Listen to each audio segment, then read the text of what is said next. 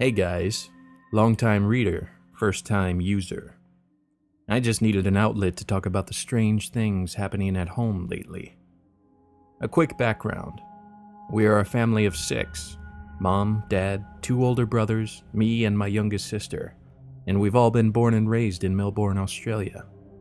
My mom and dad are both still in the workforce in the pharmaceutical sector. My brothers and I are at university, all at Monash University. And my sister is just about to graduate from high school. We expect top marks. My sister is a freak of nature. Right now, we are in the middle of the uni and school breaks, mid-semester break. As a reward, my parents decided to take a week and a half off work and asked if I wanted to take a short trip around Southeast Asia, particularly Malaysia. Southeast Asia is really the only destination for many Australians, because every other place is in whoop-whoop and would take ages to get to.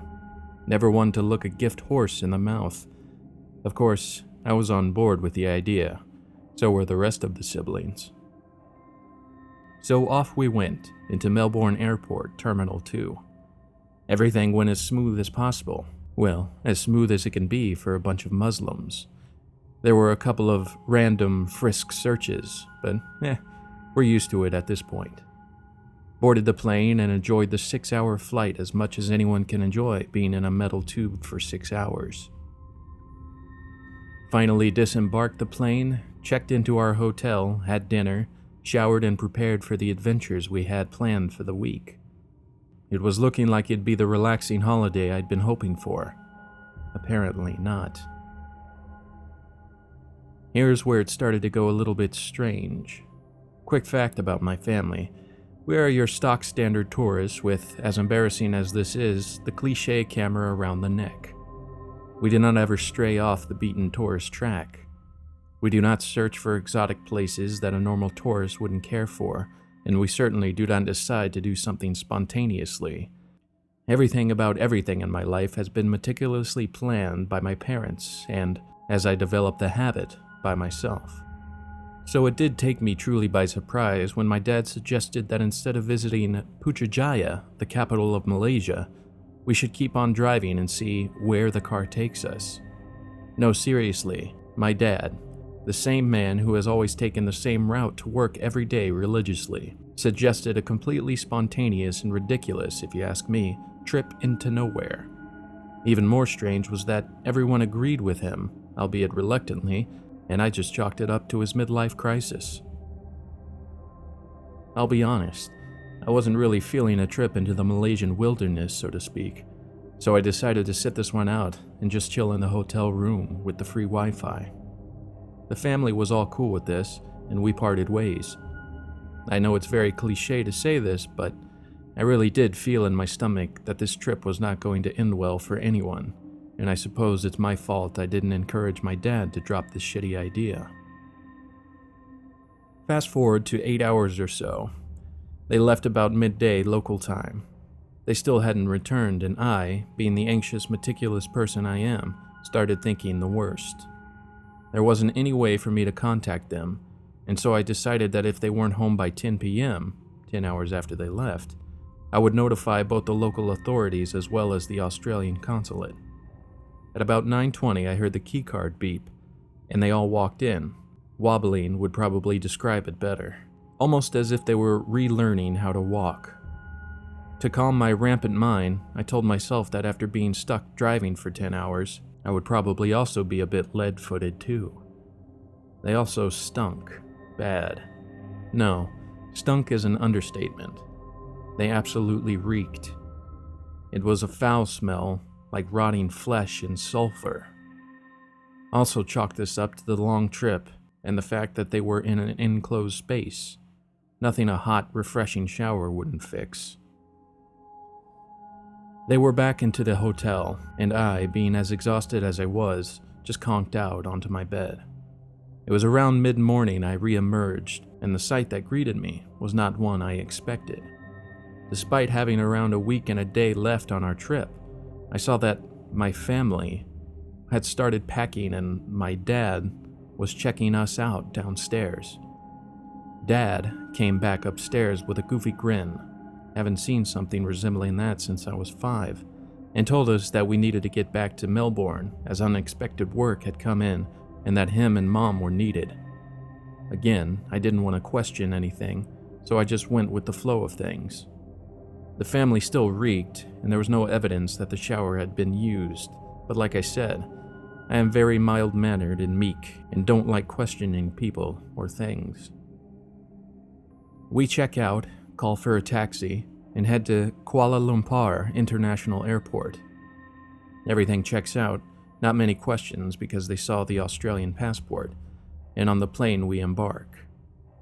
This is where it went super weird, like, holy fuck, what the fuck is actually going on? For those who have never been to or traveled to Australia, every passenger needs to fill out what looks like an inbound traveling card declaring who you are and what you're bringing into the country. This card needs to contain your name, date of birth, and passport number, and there are a number of questions that need to be answered about what you're bringing into Australia. This is nothing surprising to us.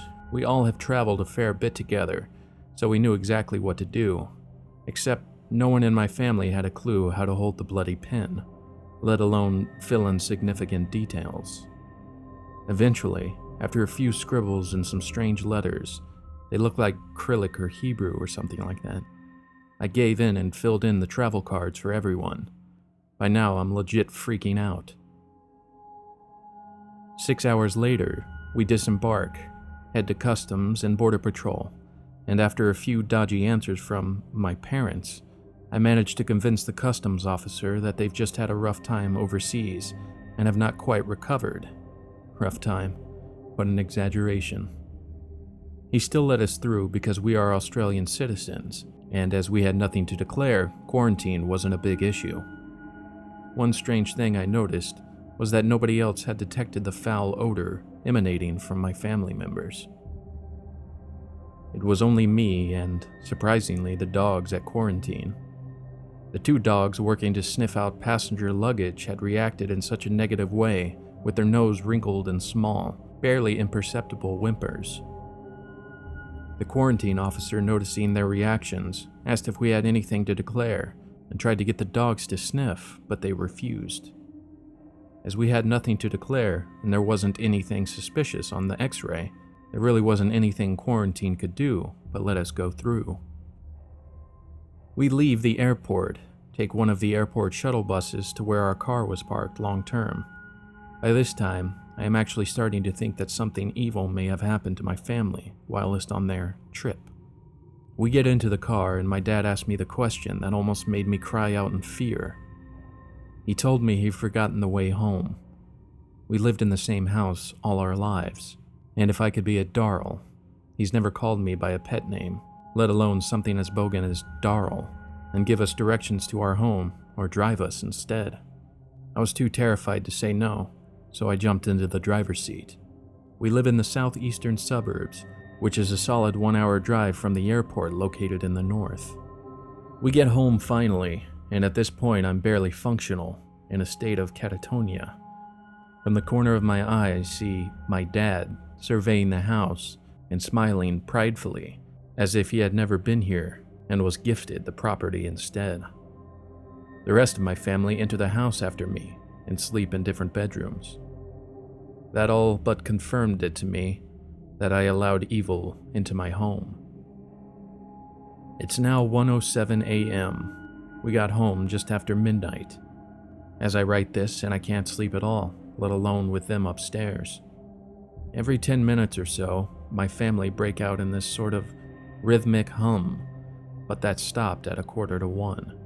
I'm not quite sure what the humming means, but I endeavor to find out soon enough. As we are Muslims, I'll try and get in contact with a sheikh who knows about these things, in the hopes of helping me solve this, but I honestly don't know what to expect.